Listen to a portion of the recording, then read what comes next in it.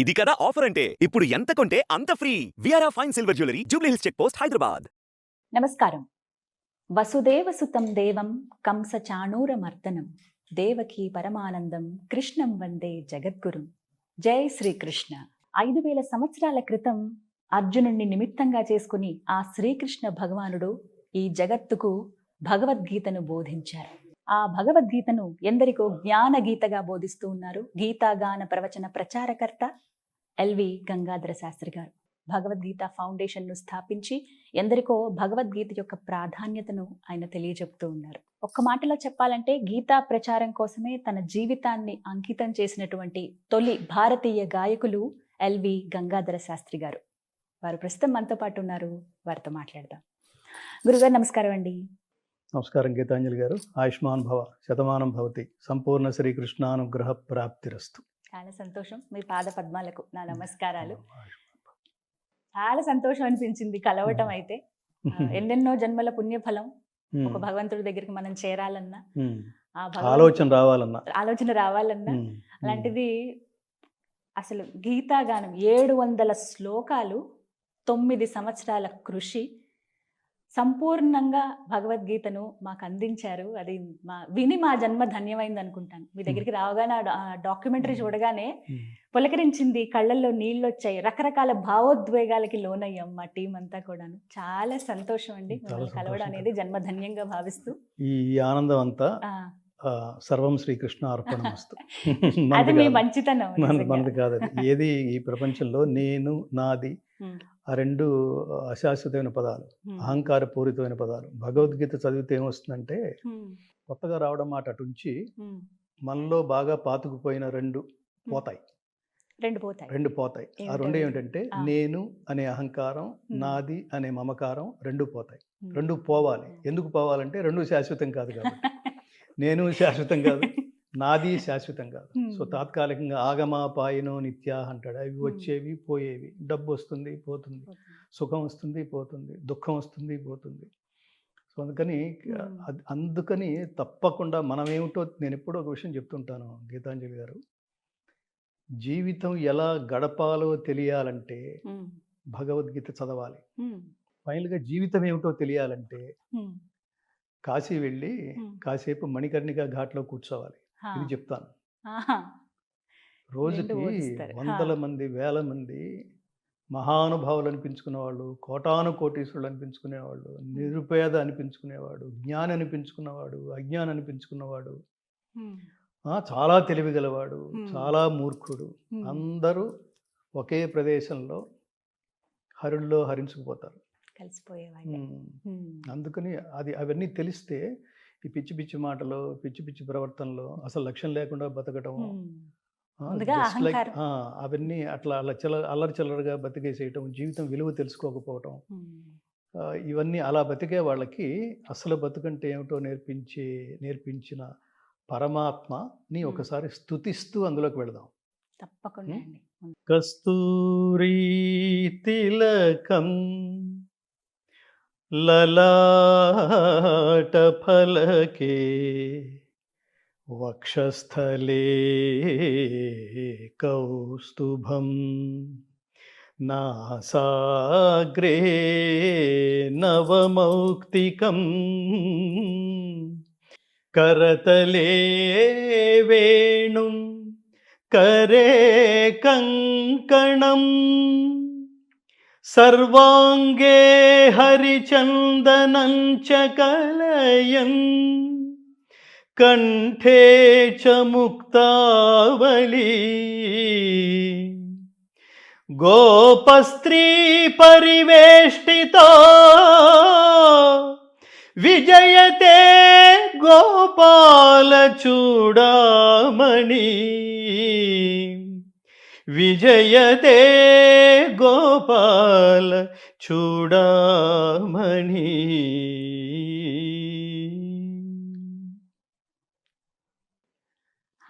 సంపూర్ణ శ్రీకృష్ణానుగ్రహ ప్రాప్తిరస్తు.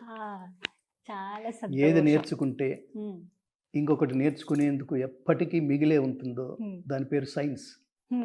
ఏం నేర్చుకున్న తర్వాత, ఏం తెలుసుకున్న తర్వాత ఇంకొకటి తెలుసుకోవడానికి మిగిలి ఉండదో, అల్టిమేటో, మోక్ష పదమో that is spiritual science. So essence of all spiritual sciences is only Bhagavad Gita. సంపూర్ణ కృష్ణానుగ్రహ ప్రాప్తిరస్తు. అదృష్టం అండి. ధన్యవాదాలు. గీతాంజలి దగ్గరికి చేరింది. నిజంగా ఇన్నాళ్ళు ఈ పేరు ఏదో ఒక పేరు, ఆ పేరుకి పరమార్థం ఉంటుంది, ఈ పేరు అర్థం ఏంటని ఇలా చూశాను తప్ప ఇది ఒక అదృష్టంగా భావిస్తున్నాను. అంజలి ఘటించి గీతని అందుకున్న గీతాంజలి, ఇది క్యాప్షన్. చాలా చాలా సంతోషం గురువు గారు. అదృష్టంగా మీ చేతుల మీదుగా అందుకోవడం అనేది ఇంకా ఇంకా భాగ్యంగా భావిస్తూ సంతోషం. మీరు సమయం మా కోసం కేటాయించినందుకు అమూల్యమైనది. తప్పకుండా. నాకు చాలా ఇష్టమైన ఛానల్. రెండవది ఈ సుమన్ టీవీ అధినేత సుమన్ గారు దీన్ని ప్రారంభించిన కొత్తల్లో ఆయన మన భగవద్గీత ఫౌండేషన్కి వచ్చి ఆయన్ని, నన్ను, చిరంజీవి గారిని, వారి కాంబినేషన్లో నన్ను అంటే స్వశక్తితో ఎంత దాకా ఎంత ఎదిగినా ఒదిగి ఉండే మనస్తత్వం ఉండటం అనేది జాతికి ఆదర్శం, మార్గదర్శకం అని మనం ఒక వ్యక్తి నుంచి, ఒక నటుడి నుంచి నేర్చుకోవచ్చు. అది చిరంజీవి గారు. అలాగే జాతిని ఏ మార్గం వైపుకి తీసుకువెళ్ళాలి అనేది భగవద్గీత చెప్తే, ఆ భగవద్గీత మార్గంలో ఉన్న నన్ను నాకు అడ్డం పడి మరి నన్ను తీసుకొచ్చి నన్ను కూడా అక్కడ నిలబెట్టడానికి మీ సంస్థకి ఆహ్వానించిన మహాత్ముడు.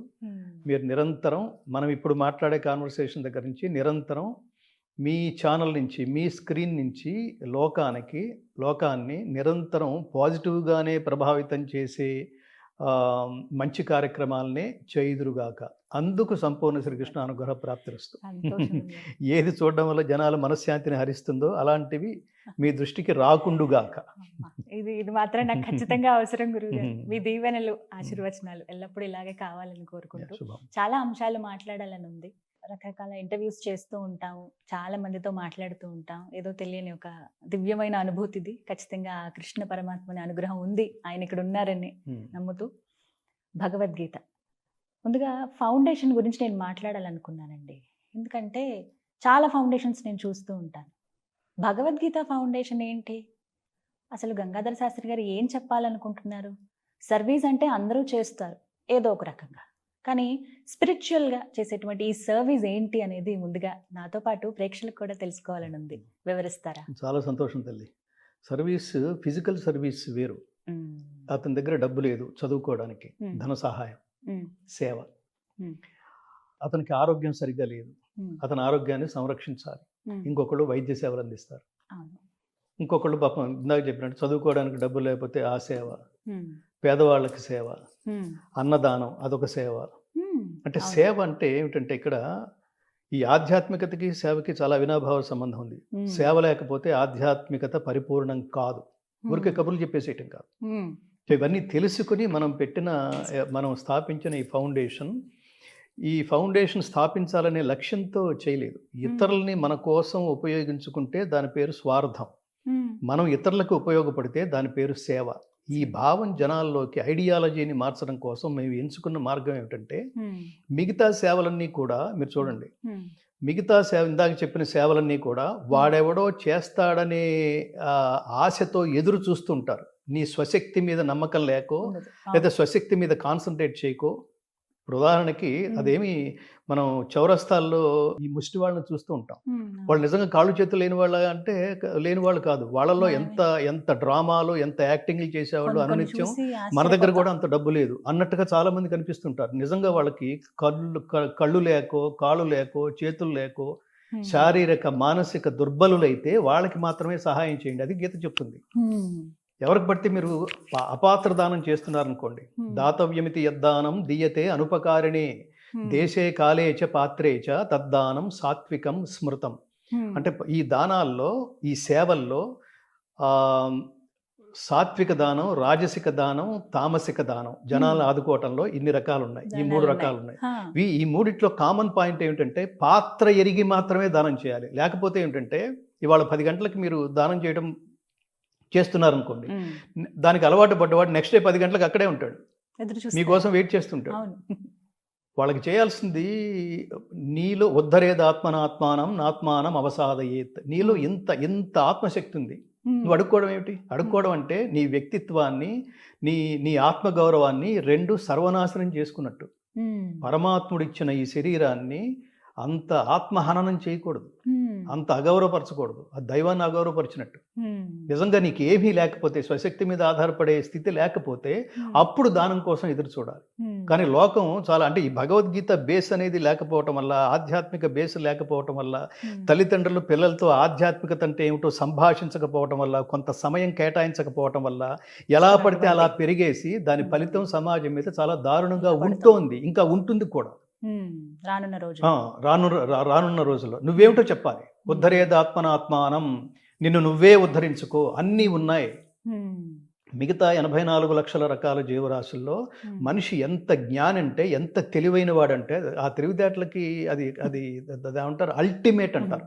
అంటే కనిపించని, అన్లిమిటెడ్, కనిపించని పరమాత్మ ఉనికిని గుర్తించి గ్రహించి చేరుకోగలిగే జ్ఞానం, తపస్సు ద్వారా దాన్ని సాధించగలిగే ప్రయత్నం మనిషి ఒక్కడే చేయగలడు. మిగతా వాటికి స్పృహ లేదు. సో ఇది తెలుసుకోవడానికి కూడా జ్ఞానం ఉండాలి. సో ఇది తెలుసుకోవడానికి కూడా ఆసక్తి ఉండాలి. దీన్ని బాల్య దశ నుంచే తల్లిదండ్రులు పిల్లలకి, what is spirituality, be spiritual from your childhood అంటాం మనం. జనాలకి తెలియాల్సింది అంటే ఈ స్పిరిచువాలిటీ అంటే ఆధ్యాత్మిక జ్ఞానం లేదా అధ్యాత్మ జ్ఞానం, ఇదేదో ఇదేదో చాలా పెద్ద పెద్ద పదాలు అయిపోయినట్టు, వీటిని రిటైర్మెంట్ తర్వాత చూసుకుందాంలే, ఇప్పుడు మనకేం ఉపయోగం లేదు అన్నట్టుగా దాన్ని కొన్ని దశాబ్దాల పాటు, కొన్ని తరాల పాటు అదే పద్ధతిలో చూస్తూ ఉండేవాళ్ళం. మా నాయనమ్మ దగ్గర భగవద్గీత ఉండేది, మా నాన్న దగ్గర ఉండేది కాదు. మా నాన్న యంగ్, మా నాన్నకి 17-18 ఏళ్ళకి పుట్టాను నేను. ఆయన దగ్గర భగవద్గీత లేదు. ఆయన తల్లిగారి దగ్గర భగవద్గీత ఉండేది. ఆవిడ భగవద్గీత చదువుతుంటే నేను ఆవిడ ఒళ్ళో పెరిగా. నా భగవద్గీత మొట్టమొదట నేను విన్నది, సుశ్రుతిలో నేను భగవద్గీత విన్నది మా నాయనమ్మ గారి ఒళ్ళో. అప్పుడు నేను అలా చూస్తుంటే చుట్టూతో అందరూ ముసలాళ్ళు ఉండేవాళ్ళు. మనకి బీజం ఎలా పడుతుంది బాల్య దశలో? భగవద్గీత ఇప్పటిది కాదు, మొదటిది రిటైర్మెంట్ సబ్జెక్టు. దాని అవసరం ఇప్పుడు లేదు మనకి, అప్పుడు చూసుకుందాంలే అనేది బీజం బలంగా పడుతుంది. అంటే కృష్ణారామ అంటూ అప్పుడు చూద్దాంలే. కానీ నిజానికి అప్పుడు చూద్దాం, నేను ఎప్పుడు చెప్తుంటాను ఇది, తర్వాత చూద్దాం అనుకుంటే చూపు ఉండదని, తర్వాత చేద్దాం అనుకుంటే ఓపిక ఉండదని. ఎవడైతే జీవితం ప్రారంభ దశలోనే తెలుసుకుంటాడో, అలా జీవితం ప్రారంభ దశలోనే తెలుసుకోవటం వల్ల జీవితం అత్యద్భుతంగా జనాలకి స్ఫూర్తిదాయకమైన జీవితం గడపగలడో, అంతటి ఉత్తమ జీవితం ఇవ్వగలిగే ప్రపంచంలో ఏకైక గ్రంథరాజం, ఏకైక కర్తవ్యబోధ భగవద్గీత. దాని పేరులోనే ఏదో భగవంతుడు, గీత అంటే పాడబడింది అని అర్థం. ఇక్కడ ఆ సందర్భానుసారం అక్కడ కృష్ణుడు ఫుల్ ఆర్కెస్ట్రా పెట్టి పాడలేడు కాబట్టి అక్కడ దాని అర్థం ఏంటంటే, గీత అంటే చెప్పబడింది లేదా బోధించబడింది అని అర్థం. ఎవరికి? మీరు ప్రారంభంలో అన్నట్టు అర్జునుడు అనే విద్యార్థిని అడ్డం పెట్టుకుని ప్రపంచ మానవాళిని ఉద్ధరించడానికి, అది కేవలం శ్రీకృష్ణార్జునుల మధ్య మాత్రమే నడిచిన వ్యక్తిగతమైన కాన్వర్సేషన్, సంభాషణ కాదు అది. అతను ఏం చెప్పాడని కనుక మీరు ఒక్కసారి అందులోకి వెళితే, చిచి అది ఏదో సందర్భానుసారం ఆయనకి చెప్పాడు కానీ ఇదంతా మనకి చెప్పిందేరా, మన ఉద్దేశించి మాట్లాడిందేరా అని మనం రియలైజ్ అవుతాం. ఇన్నేళ్ళైనా కూడా ఇది మనకే. ఇన్నేళ్ళు అయిన తర్వాత కూడా నేను అది కూడా చెప్తుంటాను మీకు. నెల రోజుల క్రితం ఒక పుస్తకం రాస్తే అది నిన్న మార్కెట్లో వస్తే రేపటికి మార్కెట్లో ఉంటుందో లేదో తెలియదు. దాని ఎక్స్పైరీ డేట్ అయిపోతుంది. ఎంతమంది చదువుతారో తెలియదు. పాత పుస్తకాల సెంటర్లో కనిపిస్తుంటుంది, ఆ తర్వాత చిత్తుగాయతాల సెంటర్లో కనిపిస్తుంది, మొత్తం మసాలా షాపుల్లో కనిపిస్తుంటుంది. కానీ 5000 సంవత్సరాల క్రితం బోధించబడిన కర్తవ్య బోధ భగవద్గీత, ఉత్తమ జీవన విధాన మార్గాన్ని వేసే భగవద్గీత, ఉన్నత వ్యక్తిత్వ వికాస బోధనాన్ని అని ప్రపంచానికి అందించబడిన భగవద్గీత, గీత నేర్చుకుంటే రాత మార్చుకున్నట్టే అనేంత స్ఫూర్తినిచ్చి ఆసక్తిని రేపే భగవద్గీత. అసలు జీవితం అంటే మనం బతుకున్న కాలంలో బతకడం కాదు, మనం మరణించిన తర్వాత కూడా మనం చేసే పనుల ద్వారా శాశ్వతంగా ప్రజల హృదయాల్లో మిగిలిపోయేట్టు గడిపే స్ఫూర్తినివ్వగలిగే భగవద్గీత ఎలా మిస్ చేసేసుకుంటున్నాం? మనం ఎక్కడ దాకా వెళ్ళాలంటే, మీరు భగవద్గీత ఫౌండేషన్ ఎలా స్థాపించబడిందంటే, ఓవర్ నైట్ కాదు. మేము భగవద్గీత ఫౌండేషన్ స్థాపించలేదు. అసలు భగవద్గీత పాడాలని కూడా నేను అనుకోలేదు. భగవద్గీత అన్నమయ్య రచయిత జేకే భారవి గారు నాకు అత్యంత ఆత్మీయమైన మిత్రుడు. ఆయన అప్పుడు నేను సంగీత కచేరీలు చేస్తుండేవాడిని. నేను ఘంటసాల గారి పాటల్లో ఒక మాస్టర్ చేసిన ఎక్స్పీరియన్స్ ఉన్నవాడిని. అవి పాడుతున్నప్పుడు న్యాచురల్గానే ఘంటసాల గారు భగవద్గీతకు ఆకర్షితున్నాయి. నా కార్యక్రమాల్లో చివరిలో ఒక 4 భగవద్గీత శ్లోకాలు చెప్పి శాంతి మంత్రంతో ముగిస్తూ గీత నేర్చుకోండి, రాత మార్చుకోండి, మనం భగవద్గీత పాడదాం, మన జాతి గౌరవాన్ని కాపాడదాం అనే శ్లోకంతో 4 శ్లోకాలు చివరిలో శివశంకరి తర్వాత 4 భగవద్గీత శ్లోకాలు. దీన్ని ఒక సంప్రదాయం లాగా పెట్టుకున్నా. ఇవన్నీ జన్మ సంస్కారాలు ఇవన్నీ. అట్లా అలా అలా అలా పెట్టుకున్నప్పుడు ఆ కార్యక్రమానికి వచ్చిన భారవి మా ఇంటికి నెక్స్ట్ డే ఉదయం పరిగెత్తుకుంటూ వచ్చి చాలా ఆవేశంగా, చాలా ఎమోషనల్గా, గంగన్న మీరు భగవద్గీత పాడాలి అన్నాడు. పాడాలంటే నేను పాడనన్నాను. ఎందుకు పాడరు అన్నారు. ఘంటసాల గారు పాడిన తర్వాత మళ్ళీ మనం పాడితే జనాలు కంపేర్ చేసుకుంటారు, వీడికి అహంకారం, దురహంకారం, వీడికి ఎందుకు అట్లా విమర్శిస్తారు, కొత్త సబ్జెక్ట్ ఏదైనా చెప్పండి, ఆల్రెడీ మార్కెట్లో ఉన్నదానికి డూప్లికేట్ ఎందుకు అన్నా నేను. అంటే ఆయన ఏమన్నారంటే, లేదు ఘంటసాల గారు పాడింది అసంపూర్ణ భగవద్గీత, 700 శ్లోకాల భగవద్గీతలో హెచ్ఎంవి సంస్థ ఆయన చేత 106 శ్లోకాలు మాత్రమే రికార్డ్ చేసింది. 106 పాడారు ఆయన. దానికి ముందు పార్థాయ ప్రతిబోధితాం అనే గీతాచార్యుడి స్థుతి, చివరిలో గీతాశాస్త్రమిదం పుణ్యం, అది ఫలశ్రుతి. అది ఇది చదివితే ఏమొస్తుంది అనే ఫలశ్రుతిని దానికి సంబంధించిన ఒక శ్లోకం, రెండు కలిపి 108 శ్లోకాలు. సో 108 శ్లోకాలు పాడారు ఆయన. ఇంకా 600 ఉన్నాయి. సంపూర్ణ భగవద్గీత ఈ దేశంలో ఎవరి చేత ఏమంటారు వినాలనిపించే ఆసక్తి రేపే స్థాయిలో రికార్డు కాబడలేదు. కొంతమంది ఏదో మామూలుగా చదివేశారు, తాత్పర్యం చదివేశారు, ఏది వినాలనిపించట్లేదు. అలా వినాలనిపించేట్టుగా ఏదో ఉందిరా ఇందులో ఈ భగవద్గీతలో అని అనిపించేట్టుగా మహత్తరంగా గానం చేసిన మహాత్ముడు, గానగంధర్వుడు, యోగి ఘంటసాల గారు. మీరు ఆయనకి ఏకలవ్య శిష్యుడని మాట్లాడతారు, మరి ఆయన అసంపూర్ణంగా వదిలేసి వెళ్ళిపోయిన తెలుగువాడు పాడిన భగవద్గీతని తెలుగువాడే కంప్లీట్ చేయడంలో మీకేమైనా అభ్యంతరం ఉందా అన్నాడు. ఇది ఈ దేశంలో అట్లా ఒక గాయకుడు సంపూర్ణంగా రికార్డ్ చేసి ఈ దేశానికే అంకితం ఇవ్వడం అనే క్రెడిట్ మీరు పొందటంలో మీకు ఏమైనా అభ్యంతరం ఉందా అని అడిగాడు.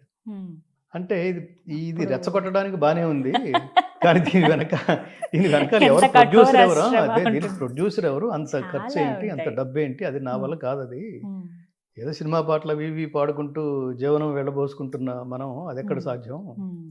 అట్లా కాన్వర్సేషన్ మొదలైంది. ఆ తర్వాత దైవికంగా చాలా జరిగినాయి. ఒకదాని వెనకాల ఒకటి జరుగుతూ రికార్డింగ్ ప్రారంభించి అందులోకి నేను బలవంతంగా నెట్టివేయబడి అందులోకి వెళ్ళిన తర్వాత అంటే జనాలు అడుగుతుంటారు, మీరు భగవద్గీత స్టార్ట్ చేస్తున్నాను అన్నారు కదా, ఎంతవరకు వచ్చింది అని ఒక్కొక్కడు కృష్ణుడు ఒక్కొక్క రూపంలో ఫాలో అప్ చేస్తూ ఉంటాడు అనమాట.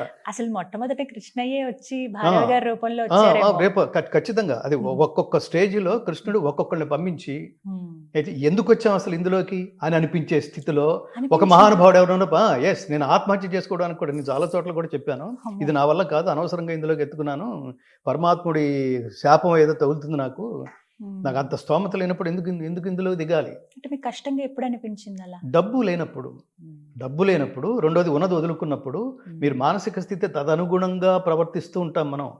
హరిని కీర్తించు నా నాలుక నరుని కీర్తించదని అన్నమయ్య ఎలా అన్నారో, మీరు భగవద్గీత పాడడం రికార్డింగ్ థియేటర్లోకి వెళ్ళి ఒక్కొక్క శ్లోకం 100 సార్లు రీటేక్ పాడుతున్నప్పుడు మీ మనస్సు, బుద్ధి, ఆత్మ తదనుగుణంగా ప్రవర్తించదు, తదనుగుణంగా చైతన్యం అవ్వదు, దాంతోపాటు ఏంటో తాదాత్మ్యత చెందదు. అలా చదువుతున్నప్పుడు ఏమవుతుందంటే టక్కన మీరు ఏదన్నా నాకేదో కచేరీ, మీరు ఘంటసాల గారి పాటలు పాడాలి లేకపోతే ఇంకొక కచేరీకి ఏదో పిలవాలంటే నా మానసిక స్థితి లేదండి, నేను ఎంటర్టైన్మెంట్ పాటలు నేను పాడలేని స్థితిలో ఉన్నాను, నేను భగవద్గీతలో బిజీగా ఉన్నాను. 10 మందికి మీరు ఎప్పుడైతే భగవద్గీత రికార్డింగ్లో బిజీగా ఉన్నానని చెప్తున్నప్పుడు ఇంకా వాళ్ళు ఫాలో అప్ చేయటం కూడా మానేస్తారు. ఆయన పిలిచినా రాడు, ఆయన అందులో అలా అలా అలా అలా నా ప్రోగ్రామ్స్, నా రిలేషన్స్, నా ఇన్కమ్, ఆ కుటుంబం నడవడం ఎలా అనుకునే స్థితికి కూడా వెళ్ళాము. అలాంటి టైంలో ఇంట్లో నేను ఎప్పుడు చెప్తుంటాను, ఇంట్లో సరిగ్గా ఉంటే బయట సరిగ్గా ఉంటుంది. బయట మీరు ఉద్యోగం ప్రశాంతంగా చేయాలనుకుంటే ఇంట్లో సరిగ్గా ఉండాలి. ఇంట్లో సరిగ్గా లేకపోతే బయట ఉద్యోగం కూడా సరిగ్గా చేయలేము. అట్లా ఇల్లు వీడు పట్టించుకోకుండా ఉమ్, పొద్దున్నే 7ంటికి వెళ్ళిపోతున్నాడు, రాత్రి 10, 11ంటికి వస్తున్నాడు. రికార్డింగ్ థియేటర్ కానీ భగవద్గీత అనేది ఎప్పుడవుతుందో తెలియదు, సంవత్సరాలు నడుస్తోంది. ఉమ్, ఇదివరకు డబ్బు తీసుకొచ్చి నా చేతికి ఇచ్చేవాడు, ఉమ్, ఇప్పుడు ఇన్కమే లేదు, వీడి పని ఇట్లా కాదు ఉమ్. అని చెప్పి నేను ప్రాక్టీస్ చేస్తున్నప్పుడు, రే నాన్న ఆ రూమ్లో ప్రాక్టీస్ చేస్తున్నాడు భగవద్గీత, మీరు వెళ్ళండిరా అని పిల్లల్ని తోసిందనుకోండి డిస్టర్బ్ చేయడానికి, ఫినిష్. అంతే ఇంకా భగవద్గీత మొదలెట్టాడా, ఇప్పుడు నేను ఒక ఆర్కెస్ట్రా మొదలెడతాను అని మిక్సీ ఆన్ చేసింది అనుకోండి, భగవద్గీత ఇంట్లో మొదలెట్టినప్పుడల్లా మిక్సీ ఆన్ చేస్తుంది అనుకోండి. కానీ తను అలా చేయలేదు. అర్చన ఉమ్, చాలా కోఆపరేటివ్గా, మీరు ఏమి టెన్షన్ పడకండి, నేను చాలా చోట్ల చెప్పాను, ఇది సానుభూతి కోసం చెప్పడం కాదు, కానీ చాలామంది మీరు చాలా జీవితాన్ని సాక్రిఫైస్ చేశారు, త్యాగం చేశారు అంటుంటే మనకి అట్లాంటి పదాలు జీర్ణం అవ్వవు. ఈ త్యాగం ఏమిటి, నేను జాబ్ చేస్తున్నాను, వాడికి. ఇది వరకు రామోజీరావు గారి దగ్గర చేసేవాడిని, ఇప్పుడు కృష్ణోజీ దగ్గర చేస్తున్నా. కృష్ణజీ. నేను అలా అనుకున్నా, ఇది వరకు ఉద్యోగం చేసేవాడిని, ఇప్పుడు సద్యోగం చేస్తున్నా. ఇది యోగం, ఇది అసలైన యోగం. జీవిత ఒక జర్నలిస్ట్గా నేను పనిచేస్తున్నప్పుడు ఒక డెడ్ లైన్ ఉండేది. ఆ డెడ్ లైన్లోంచి ఈ భగవద్గీత అనే లైఫ్ లైన్లోకి వచ్చాను. అవి కంపారిజన్స్. అలా అలా అలా అనుకుంటున్నప్పుడు ఆ ప్రోత్సాహాన్ని, నా గాజులు ఉన్నాయి, ఏమి టెన్షన్ పడకండి, నాకు బంగారం మీద వీటి మీద నాకేం వ్యామోహం ఏం లేదు, ఈ షెడ్యూల్ పూర్తి చేయండి, ఈ షెడ్యూల్కి డబ్బు లేదని మీరేం బాధపడద్దు, వాటంటే అవే వస్తాయి, కృష్ణయ్య చూసుకుంటాడు. ఈ సపోర్ట్ లేకపోతే వీ కెనాట్, ఏమంటారు, ఒక స్టెప్ కూడా, ఒక్క అడుగు కూడా మీరు ముందు కదపలేరు. అది కూడా పరమాత్మ ఫిక్స్ చేసినట్టు. అర్చన గారు చేతులెత్తి నమస్కరించాలి వారికి. అది అలా ఒకదాని వెనకాల ఒకటి నడుస్తూ, అసలు నేను ఊహలో కూడా లేని భగవద్గీతని, సంపూర్ణ భగవద్గీత పాడడానికి రికార్డింగ్ థియేటర్కి రావడం నాది కాదు. రికార్డింగ్ థియేటర్కి వచ్చిన తర్వాత పాడి తదనుగుణంగా మనస్సు కూడా ప్రవర్తించడం కారణంగా సినిమా పాటలు వదిలేయాలనే ఒక స్థిర నిశ్చయంతో దాని మీద వచ్చే డబ్బు నాకు అక్కర్లేదు అని అనుకోవడం అన్నది ఏంటది, ఆ పిచ్చ ఏంటి, ఆ తపస్సు ఏంటి, ఆ ఆరాధన ఏంటి. ఇంకోటైతే ఇప్పుడు ఉదాహరణకి సినిమా తీస్తున్నామండి, సినిమా సగంలో అయిపోయింది, ఇంకా ఇంకో 50 కోట్లు పెడితే కానీ ఆ సినిమా కాదు అనుకోండి ఉదాహరణకి. ఎన్ని సినిమాలు ఆగిపోలేదు అట్లా, ఈ సినిమా కూడా ఆగిపోవచ్చు కదా డబ్బు రానప్పుడు. అంటే ఏ నమ్మకంతో, ఏ ధైర్యంతో, ఏ దృఢ నిశ్చయంతో, ఎంత గొప్ప సంకల్పంతో ముందుకు వెళుతున్నామంటే ఇదంతా ఖచ్చితంగా త్రివిధా భవతి శ్రద్ధ దేహినాం సా స్వభావజా సాత్వికీ రాజసీ చైవ తామసీ చేతి తాం శృణు. చాలా గొప్ప మాట మాట్లాడతాడు. నువ్వు అందులోనే ఎందుకు ఉండాలి అంటే, అందులోనే ఎందుకు ఉంటున్నావు, అందులోనే ఎందుకు ఉండాలి, నీకేం లభిస్తోందని, ఇంతకుముందు ఏం లభించలేదని ఇందులోకి వచ్చావు, ఇందులో ఏం లభిస్తోందని కంటిన్యూ అవుతున్నావు అనుకున్నప్పుడు, ఏం రాకపోయినా ఒక విశేషమైన, దాన్ని ఏమంటారు, ఒక ఆత్మసంతృప్తి అంటామే. ఫిజికల్ సంతృప్తులు వేరు, లైట్గా ఒక సినిమా చూస్తాం, ఏం వస్తుంది మనకి, ఫిజికల్గా భలే ఉందిరా కాసేపు అనుకుంటాం. ఆత్మసంతృప్తి అనేంత లోతులకు వెళ్ళి సినిమాని మనం ఏం ఎంజాయ్ చేయము. ఇందులో ఉన్న ఆత్మసంతృప్తి ఏమిటి, అదేంటి, అది పాడుతుంటే ఎందుకు మనకు అంత ఆనందం అనిపిస్తోంది, ఆ తాత్పర్యం చెప్తుంటే అంత ఆనందం అనిపిస్తోంది ఏంటి, అర్జునుడు చెప్తుంటే అర్జునుడు చెప్తున్నట్టుగా అనిపించేది నాకు, నాలో అర్జునుడు ప్రశ్నిస్తున్నట్టుగా అనిపించేది. దీన్ని ఏమంటారంటే కనెక్షన్ అంటాం, దీన్ని డ్రామటైజేషన్ కోసం చెప్పటలేదు. అలాగే కృష్ణుడు చెప్తున్నప్పుడు, ఉపదేశించే కృష్ణుడు చెప్తున్నప్పుడు భలే చెప్పాడరా అనిపించేది. అదే విశ్వరూపాన్ని దర్శింపజేస్తున్న కృష్ణుడు చెప్తున్నప్పుడు, అంత ఆరాతో చెప్తున్నప్పుడు, మీకు ఆ రెండింటికి మీకు తేడా చెప్తాను. కర్మణ్యేవాధికారస్తే మా ఫలేషు కదాచన మా కర్మ ఫలహేతుర్భూః మా తే సంగోస్త్వ కర్మణి.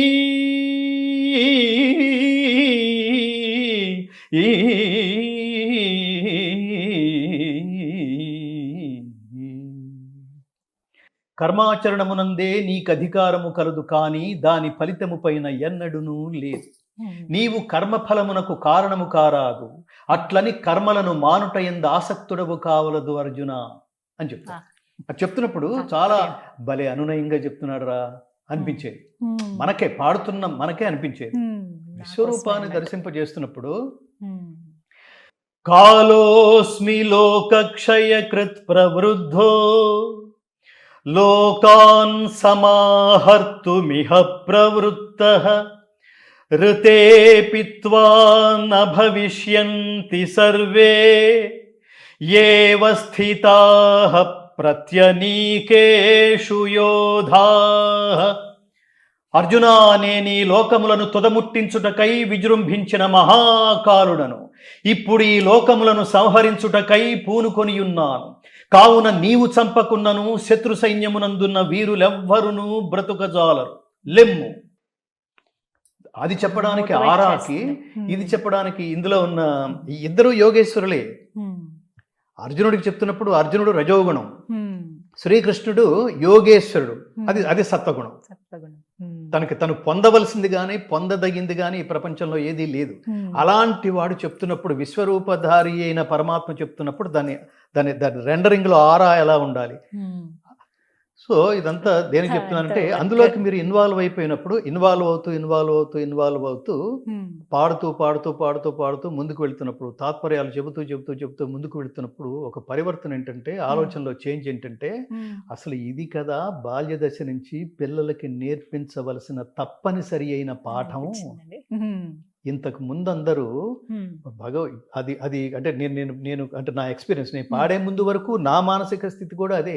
అప్పుడు మీ ఉద్దేశం ఏంటి అసలు భగవద్గీత అంటే మీ ఉద్దేశం ఏముండేది? అదే చెప్తున్నా. నా బాల్య దశలో భగవద్గీత అంటే రిటైర్మెంట్ గ్రంథం. మా నాయనమ్మ వాళ్ళు విని చుట్టూతా ఉన్న ముసలాళ్ళందరి దగ్గర వాళ్ళందరినీ చూస్తూ నేను వింటున్నది అది బలమైన ముద్ర పడింది. కొంతకాలం తర్వాత 70s అది మళ్ళీ రివైవ్ చేసినట్టుగా ఘంటసాల గారు భగవద్గీత పాడడం ద్వారా దాని మీద నేను గాయకుడిని నాకు నేనే తెలుసుకున్న తర్వాత, నేను రియలైజ్ అయిన తర్వాత ఆయన భగవద్గీత పట్ల అట్రాక్ట్ అయ్యి, అది కూడా వైరాగ్య గ్రంథం అనే ఒక ఫీలింగ్. ఎప్పుడైతే సంపూర్ణ భగవద్గీత లోపలికి ఆ తర్వాత దాన్ని శవాల దగ్గర పెట్టేయటం, సో ఇదొక మూడు, ఇవన్నీ కంటిన్యూ అవుతున్న కాలంలో చిన్న రియలైజేషన్.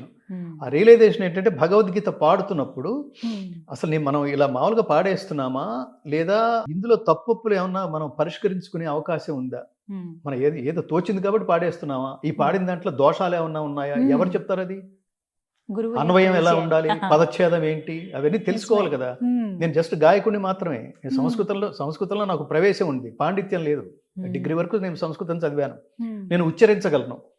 కానీ ఆ పదచ్ఛేదం కానీ ఎమోషన్లో ఎక్కడికైనా వెళ్ళిపోతున్నానేమో, ఈ పదాన్ని తీసి ముందు పెట్టేసి ఈ తర్వాత పలకవలసిన పదాన్ని ముందు చరణంలోనే కలిపేసి ఇలా ఏమన్నా జరుగుతోందేమో, అది తెలియాలంటే ఏమిటి అనుకున్నప్పుడు, మీరు ఖచ్చితంగా దైవ మార్గంలో వెళ్తున్నప్పుడు పరమాత్మే మీకు మార్గం చూపిస్తాడు. అంతే. శ్రీకృష్ణ శరణం మమ శ్రేయాంసి బహువిఘ్నాన్ని. వాడు పరీక్షలు పెడుతూనే, వీడి ఇందులో స్థిర చిత్తుడై వీడి ఇందులోనే ఉంటాడా, వీడు వెళ్ళిపోతాడా చూద్దాం, ఉంటాడా పోతాడా, తప్పుకుని వెళ్ళిపోతే మామూలు పరీక్షలు కాదు. అది నేను చెప్తున్నా. నా మార్గంలో అయితే ప్రతి పరీక్ష ఆత్మహత్య సదృశ్యం. నేను ట్యాంక్ బండి మీదకి చాలాసార్లు వెళ్ళాను. ఇది నా వల్ల కాదు, అనవసరంగా ఇందులో దూరాను, ఇది దైవ ధిక్కారం అవుతుంది, దైవాన్ని అవమానించడం అవుతుంది. అట్లా వెళ్ళిన ప్రతిసారి ఉద్ధరేదాత్మన ఆత్మానం అని చెప్పాను కదరా నీకు. ఇంత నిర్ణయ రికార్డింగ్ థియేటర్లో పాడి తాత్పర్యం అన్నిసార్లు చెప్పి చివరికి ఇంతటి దురాగతానికి పాల్పడతావా? ఇది దైవధిక్కారం. నీకున్న తల్లిదండ్రులు నీకు ఇచ్చిన శరీరాన్ని, నీకు ఇచ్చిన బుద్ధిని, నీకు ఇచ్చిన సంస్కారాన్ని ఆఫ్టర్ ఆల్ ఆత్మహత్య కోసం ఉపయోగిస్తావా అని చెప్పే శ్లోకం నా ముందు కృష్ణ పరమాత్మ రూపంలో నిలబడి నాకు ఉపదేశించటం.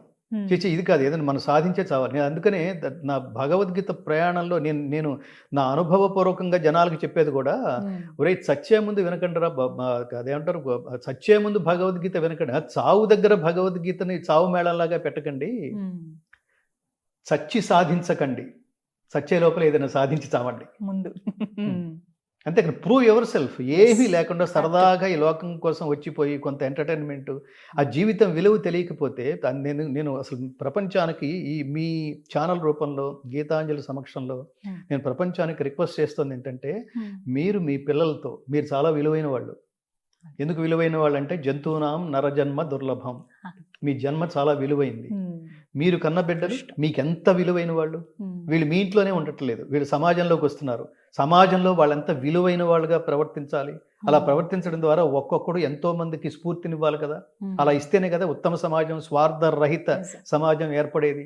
అందుకని వాడు సంస్కారిగా తీర్చిదిద్ది సమాజంలోకి పంపించవలసిన బాధ్యత మొదటి గురువు తల్లిది, తర్వాత గురువు తండ్రిది, తర్వాత గురువు దగ్గరికి వెళ్ళండి, బయట స్కూల్కి వెళ్ళండి, తర్వాత ప్రభుత్వాలను ప్రశ్నించండి. ఏమీ లేకుండా ప్రభుత్వాలు ఏం చేయ అవి చేయి అలా మాట్లాడితే ఉపయోగం లేదు.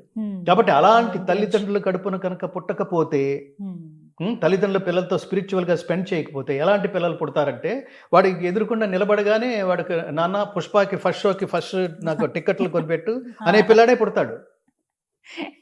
వాడి లక్ష్యం అదనమాట. గుడికి వెళ్దాం అలా అని గుడికి వెళ్దాం అని అండు. నాన్న అదేంటి నువ్వు పొద్దున్నే లేవగానే నువ్వు పూజ గదిలోకి వెళ్తున్నావు కదా, అక్కడ ఏదో చదువుతున్నావు నువ్వు, అది భలే ఉంది నాన్న, మళ్ళీ చదవ్వా, ఏంటి దాని అర్థం ఏమిటి? జయత్వదభ్ర విభ్రమ భ్రమద్భుజంగమ స్ఫురద్ధగద్ధగద్ వినిర్గమత్ కరాళ ఫాల హవ్యవాట్ ధిమి ధ్వనమృదంగ తుంగ మంగళ ధ్వనిక్రమ ప్రవర్తిత ప్రచండ తాండవ శివ దృషద్విచిత్ర తల్పయోద్ భుజంగమౌక్తిక స్రజోర్ గరిష్టరత్నలోష్టయో సుహృద్విపక్షపక్షయో తృణారవిందు చక్షుషో ప్రజామహీ మహేంద్రయో సమం ప్రవర్తయన్మనః కదా సదాశివం భజే అన్నాం అనుకోండి. దాని అర్థం తెలియట్లేదు. ఆ powerful vibrations it will take you to another state. ఇప్పుడు మా అమ్మ అలా నేర్చుకోకబట్టి, అలా చదవటం బట్టి మా అమ్మ చాలా గొప్ప గాయకురాలు శ్రీలక్ష్మమ్మ. మా నాన్న గొప్ప గాయకుడు కాశీ విశ్వనాథ శర్మ గారు. ఆయన ఘంటసాల గారి పాటల్లో టాప్. ఆయన దగ్గర నుంచి నాకు అబ్బింది. మా అమ్మగారు అన్నమయ్య కీర్తనలు, ఇంకా సినిమాల్లో భక్తి గీతాలు, ఇవి కాక శ్లోకాలు, స్తోత్రాలు నాకు ఆసక్తి అనిపించేది. నాకే కాదు ఎవరికైనా. ఎందుకు అనిపిస్తుందంటే, తల్లిదండ్రులను అబ్జర్వ్ చేస్తూనే పిల్లలు పెరుగుతారు. తల్లిదండ్రులు ఏం చేస్తున్నారో అది చూస్తూనే పెరుగుతారు. అప్పుడు ఏమవుతుంది, ఇప్పుడు నేను ఇందాక చెప్పిన దారుణమైన ఈ మధ్యన జరిగిన ఇన్సిడెంటే, అట్లాంటివి జరుగుతున్నప్పుడు ఇట్లాంటి తల్లిదండ్రుల గడుపును పుట్టారేమిట్రా మీరు అనే బాధ వేస్తుంది. మీరేమిట్రా ఇట్లా తయారయ్యారు అంటే, చావుకో మీరేమిటి ప్రాణాలు అర్పించడం కోసం, జీవితం ఎంత విలువైంది, విలువైన వాటి కోసం కాకుండా ప్రాణాలు అర్పించడం కోసం మీరు సిద్ధపడే ఒక దారుణమైన ఇన్సిడెంట్స్లోకి వెళ్తారా? ఎంత మూర్ఖంగా ఉన్నారు, ఎంత అజ్ఞానంగా ఉన్నారు. నీ శాలరీ ఎంతరా? 20,000, 25,000. 25,000 అయితే బ్లాక్ లో ఒక్కొక్కటి 3,000 పెట్టి 4 టికెట్లు 15,000 రూపాయలు. మీరు ఎంత 4 12,000 రూపాయలు మీరు సినిమాకి పెడుతున్నారంటే మీకు అసలు ఇది ఏమిటి? మీకు పనిష్మెంట్, ఈ పనిష్మెంట్ కరెక్టేనా? మీకు కరెక్టేనేమో అనిపిస్తుంది. I'm very sorry to say that. నేను ఎప్పుడు మన అమ్మా నాన్నని రిలీజ్ రోజున ఫస్ట్ షోకి తీసుకువెళ్ళి నాన్న అని ఎప్పుడు అడగలేదు. అంటే నీ ఐడియాలజీని నీ పిల్లలకి తగలడుతుంది. ఎంత దారుణం అది. వాడు చిన్నప్పటి నుంచే నువ్వు పుష్పావి అని రీల్స్ చేయటం, వాడి మైండ్ సెట్ ఎలా ఉంటుంది? వాడికి ఏం నేర్పించాలి? భగవద్గీతలో శ్లోకం నేర్పించండి, ఐడియాలజీ మారుతుంది, లోకానికి ఉపయోగపడతాడు. ఇదేమి దరిద్రం! దీని మీద ఎంత రచ్చ! ఏమి సమాజంలో మళ్ళీ వీళ్ళని ఆదుకోవటం, ఇది ఎంత చూడండి. అప్పుడు చాలా మందిని ఆదుకోవాలి. మీరు ప్రభుత్వాలు మీరు ఓపెన్ చేశారు కదా, ఇది అవుట్ ఆఫ్ ది కాంటెక్స్ట్ కాదు. మానవ ఉత్తమ జీవన విధానాన్ని బోధించే భగవద్గీతలో నేను ఎప్పుడు చెప్తుంటాను, తీగలాగితే డొంకంతా కదిలినట్టు మీరు భగవద్గీతలో ఏ శ్లోకం లాగినా, ఏ శ్లోకం కదిపినా ఉత్తమ జీవితాన్ని గడపటం ఎలా అనే పాఠాన్నే బోధిస్తుంది భగవద్గీత.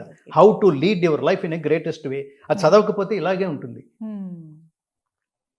పిల్లలకు సరదాగా కూడా నిలబడి సినిమా గురించి, సినిమా హైట్స్ గురించి ఖాళీ ఉన్నప్పుడు పోండి. 20 రోజుల తర్వాత ఎలాగో షోస్ అన్ని ఖాళీగా ఉంటాయి, అప్పుడు వెళ్ళండి. అందులో ఏమైనా మంచి విషయాలు ఉంటే తెలుసుకోండి.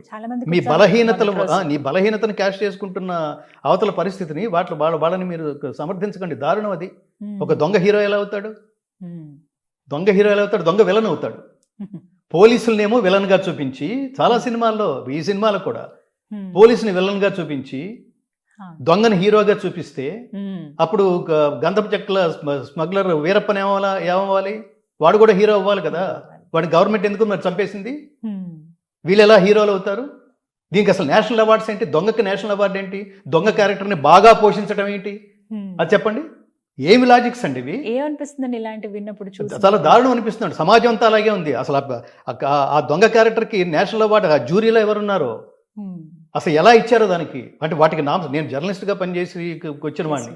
అవును. అంటే అసలు లోకాన్ని పాజిటివ్గా ప్రభావితం చేసే పాత్రలకి, సినిమాలకి, ఆ పాత్రని పోషించిన నటులకి, వాళ్ళకి పాజిటివ్ వేలో ఒక అత్యద్భుతమైన క్యారెక్టర్, తన జీవితాన్ని సమాజం కోసం త్యాగం చేశాడు. అది జై భీమ్ కావచ్చు, లేదా శంకరాభరణంలో ఆ క్యారెక్టర్ కావచ్చు, చాలా గొప్ప గొప్ప సినిమాలు ఉదాత్తమైన ఉన్నాయి. క్యారెక్టర్స్ ఉంటాయి. అవును. లోకమంతా విమర్శిస్తూ ఇంత దరిద్రమైన క్యారెక్టర్ బాగా చేస్తే చేసి ఉండొచ్చు, అదే కాసేపే. కానీ దొంగ క్యారెక్టర్ సమర్థవంతంగా కనుక పోషిస్తే దాని ప్రభావం సమాజం మీద దారుణంగా ఉంటుంది.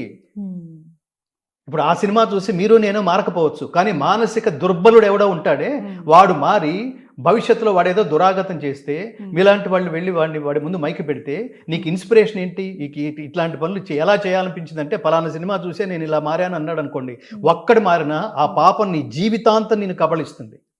నిన్ను ప్రోత్సహించిన ప్రతి వాడిని కబళిస్తుంది. తప్పది. కొంతమంది అంటూ ఉంటారు, సినిమాని సినిమా లాగానే చూడండి. అట్లా చూడండి, అట్లా చూడరు. అబ్బేపేస్తారు, ఇంపాసిబుల్ అది. సినిమా చూసి నేను ప్రభావితం అయ్యానండి. ఎన్టీ రామారావు లాగా నేను డైలాగ్ చెప్పగలగాలి, ఎన్టీ రామారావు లాగా నేను భాష మాట్లాడగలగాలి. సినిమా చూసి నేను ఘంటసాల గారి ఫ్యాన్ అయ్యాను. ఘంటసాల గారి లాగా పాడాలి. ఎలా పాడాలి? భగవద్గీత పాడాలి. ఇప్పుడు ఘంటసాల గారి అభిమానం వల్ల, ఘంటసాల గారి స్ఫూర్తితో కదా నేను భగవద్గీత రికార్డ్ చేసింది. సో సినిమా ప్రభావం అంతుంటుంది. మీరు ఇంకొకటి, తిరుమల వెళ్ళే వాళ్ళు వెంకటేశ్వర స్వామిని ఆ రోజుల్లో వెంకటేశ్వర స్వామిని దర్శించి అటు నుంచి ఎన్టీ రామారావు గారి ఇంటికి వెళ్ళి మేము వెంకటేశ్వర స్వామిని, కృష్ణుణ్ణి, రాముణ్ణి దర్శించిన అనుభూతి పొందే లక్ష్యంతో బస్సులు వేసిన ఆ గుళ్లతో ఆ బస్సులు వేసుకుని ఆయన ఇంటి ముందు పడిగాపులు పడేవాళ్ళు. ఆయన దర్శనం అయితే సాక్షాత్ అక్కడ వెంకటేశ్వర స్వామిని చూసాం, ఇక్కడ మిమ్మల్ని చూస్తున్నాం అని కంపేర్ చేసి సాష్టాంగ ప్రణామం చేసేవాళ్ళు. అంత ఇంపాక్ట్ ఉంటుంది. ఆ ఇంపాక్ట్ వల్ల కాదు ఎన్టీ రామారావు గారు ముఖ్యమంత్రి అయింది. సినిమాని సినిమా లాగానే చూస్తారా? నాన్ సెన్స్ కదా అది. అసలు ఆ కామెంటే కరెక్ట్ కాదు. సినిమా ప్రభావం, నేను కూడా చాలా డిప్రెషన్ ఉందనుకోండి, ఏదో కొన్నిసార్లు మనం ఎంత మాట్లాడుతున్నా, ఎంత ఆ మార్గంలో వెళ్ళినా కొన్నిసార్లు ఏదో స్తబ్దుగా ఉంటుంది. ఆ స్తబ్దుగా ఉన్నప్పుడు నేను ఎక్కడో ఆత్మబంధువు అనే సినిమానో, లవకుశ అనే సినిమానో ఇప్పటికీ చూస్తారండి? ఇప్పటికే చూస్తాం. ఆ ఘంటసాల గారి గొంతు ఒక ఇన్స్పిరేషన్ కోసం. ఒకే బాణము ఒకటే మాట, ఒక్క భామకే రాముని ప్రేమ. ఒకే బాణము ఒకటే మాట, ఒక్క భామకే రాముని ప్రేమ. మిన్నే విరిగి పడినా ఆ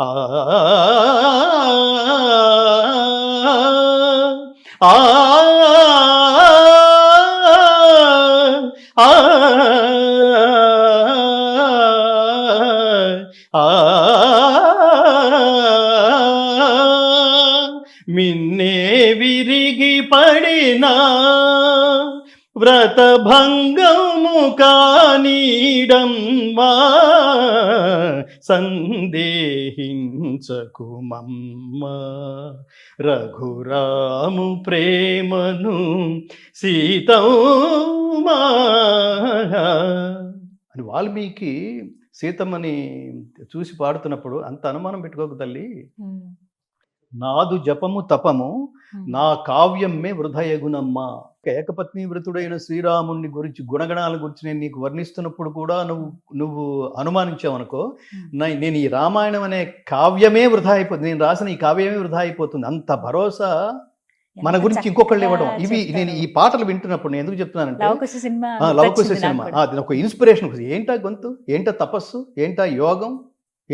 అలాంటి గొంతు నేను ఎక్కడ చూడలేదు. నేను అందుకని చెప్తుంటాను, ఘంటసాల గారి స్థానాన్ని ఆ తర్వాత చాలా మంది భర్తీ చేసి ఉండొచ్చేమో కానీ ఆయన స్థాయిని ఎవరూ భర్తీ చేయలేదని. సో మనం ఇదంతా ఎక్కడి నుంచి వచ్చామంటే, మీరు విలువైన జీవితాన్ని గడపడం ఎలా అని తెలుసుకోవాలంటే ఖచ్చితంగా కర్మణ్యేవాధికారస్తే, డూ యువర్ డ్యూటీ సిన్సియర్లీ, త్రికరణ శుద్ధిగా పనిచేయి, ఆత్మశుద్ధిగా పనిచేయి, ఒళ్ళు దాచుకుని పని చేయకు. అలాగే ఏ పని అయితే స్వీకరించావో దాంతో తాదాత్మ్యత చెందుతూ ఆ పనే నువ్వుగా, వీడు దీనికోసమే పుట్టాడరా అని ప్రపంచం అనుకునేట్టుగా ధర్మబద్ధంగా జీవితం గడుపు. నువ్వు చేస్తున్న పనికి ఎవడైతే శక్తినిచ్చాడో ఈ పని తాలూకు రిజల్ట్ని పరమాత్మకే వదిలిపెట్టు. అది నీది కాదు. ఎందుకంటే ప్రతిదీ నాదంటున్నావు. నాదంటూ నువ్వు ఇంట్లోంచి బయలుదేరావు, సగం దూరం వచ్చావు, రాగానే తలనొప్పిగా ఉంది, ఆ రోజు ప్రోగ్రామ్స్ అన్ని క్యాన్సిల్ చేసేసుకున్నావు.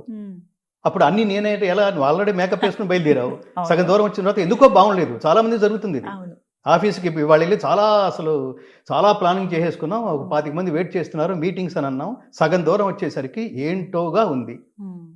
అప్పుడు అప్పుడేమిటి, శారీరక మానసిక రుగ్మతల కారణంగా నువ్వు ఏర్పాటు చేసుకున్న మీటింగ్కి నువ్వే వెళ్ళలేకపోయావు. ఉమ్.